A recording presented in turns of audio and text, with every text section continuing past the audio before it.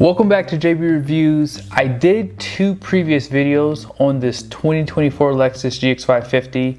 I did one on a Premium Plus, and this is going to be for the luxury. So I'm going to be going over all the standard equipment, all of the features that are available as an option, and then some things that aren't available, which will probably push you to go towards the luxury plus. So I will be doing a video on the luxury plus, and the final video I do will be for the Overtrail and the Overtrail Plus, so stay tuned for that one too if you like those models. But let's go ahead and jump into the video.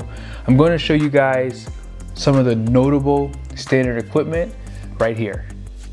If this is your first time doing research for the GX550, it does have a new powertrain, 3.4 liter twin turbo V6.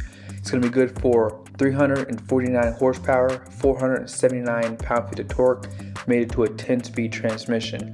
Here are some of the notable standard features, and these are things that are not going to be available on the Premium or Premium Plus.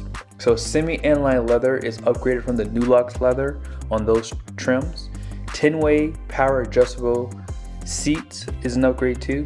They all typically have heated and ventilated seats standard up front, and then this does add the adjustable headrest. Front massaging seats, second row manual sunshade, illuminated door sills, outside mirrors with the puddle lamps below them, and then this does have a larger wheel size, so it goes from 20 to 22 inch wheel, and they're forged alloy wheels, dark gray metallic with a machine face. Up next are the options or available features for the luxury. You have a second row captain's chair option, which would make those seats heated, and it would be a 6-passenger SUV. Tonneau cover. Now the fast response interior heater, headlamp washers, and the windshield wiper de-icer do come together in the package, and I will show that price to you. You also have the availability to have traffic jam assist, and you can still add the Mark Levinson 21 speaker sound system with 1800 watts of power. Digital key and heads-up display are options for the luxury. Lastly, these are features that are not available with the luxury trim. Now, I will point out this bitone paint is only available for the Overtrail and Overtrail Plus trims, but the digital rearview mirror, cool box, the power deploying running boards, the dynamic sky panoramic glass roof, and the adaptive variable suspension are all available or pretty much standard on the luxury plus. So if you saw anything on this list that you saw, with the exception of the bitone paint, you will have to step up to luxury plus.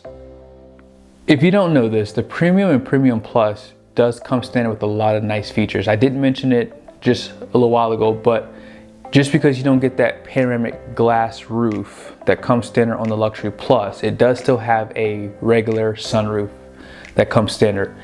By the way, that sunroof comes standard all the way down to a Premium. Now, as far as luxury goes, it's pretty much kind of like in the middle there. The base price with destination is $77,250. That's $8,000 more than the Premium Plus, and it's $13,000 more than just the base Premium trim level. Now that's with no options. So that's just something you have to consider. There's not a lot of features that the luxury adds that kind of justifies that huge price increase. But let's go ahead and build one online so you guys can see all the features that come available on this SUV.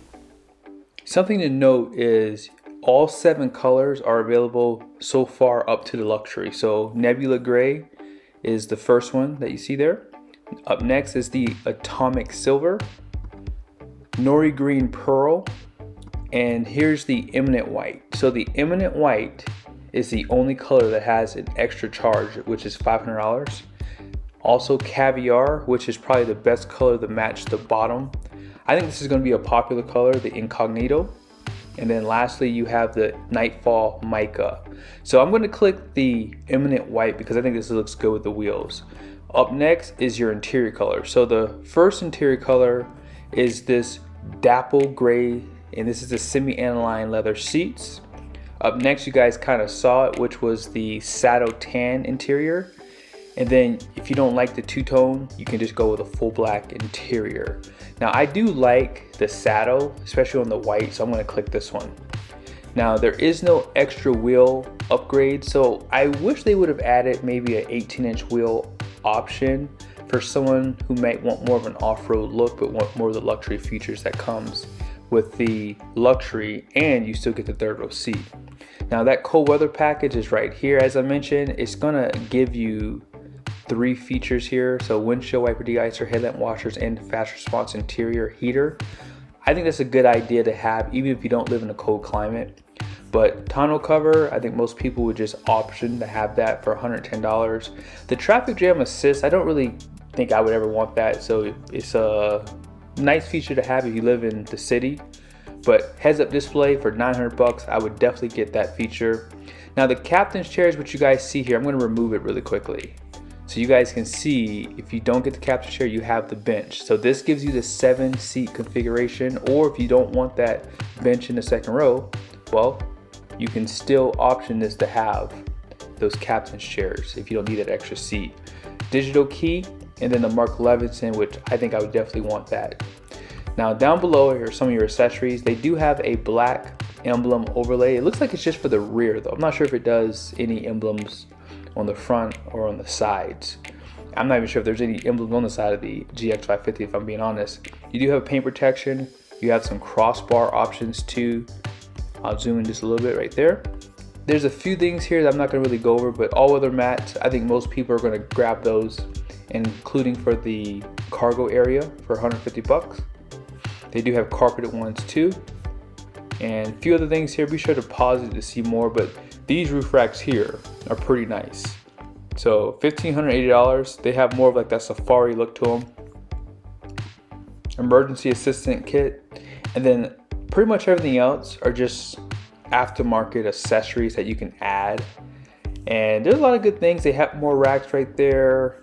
And yeah, there's just quite a bit of things you can go ahead and include with your order. One thing you have to be mindful of is sometimes these things could hold your order up. So just be careful with that. Now let's go ahead and check out the final price if you guys didn't see it already. So the total price with the options that I added here and the $500 charge for the Eminent White, I'm at $81,079, which I think is a pretty good price point for this SUV. And that's pretty much it. So what are you guys' thoughts on the luxury? I feel as though it's really hard for luxury brands to have trim levels, because when you consider the price point, so going from a premium to a luxury, as you guys heard, was $13,000. Going from a premium plus to luxury is $8,000. And when you look at some of the things that come standard on the premium plus, so you still get like a heated leather trim steering wheel, the sunroof comes standard, and power folding third row seats come standard on the premium plus and the luxury.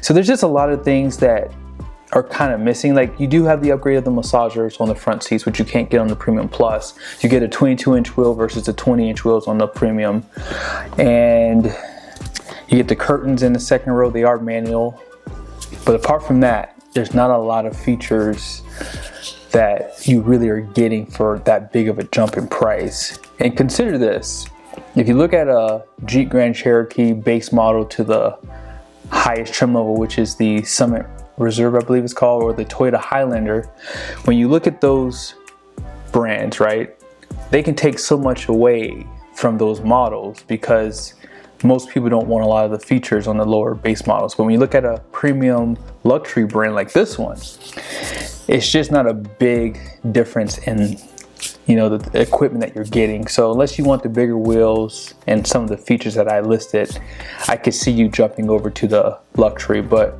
I would like to see a black roof option maybe in the future with the luxury, because I do like that two-tone look for the roof. And maybe adding an option for the power deployable running boards. That might be kind of cool, but it's still a really good SUV. Toyota and Lexus have known for their reliability, and hopefully with this new model GX550 we'll see similar reliability.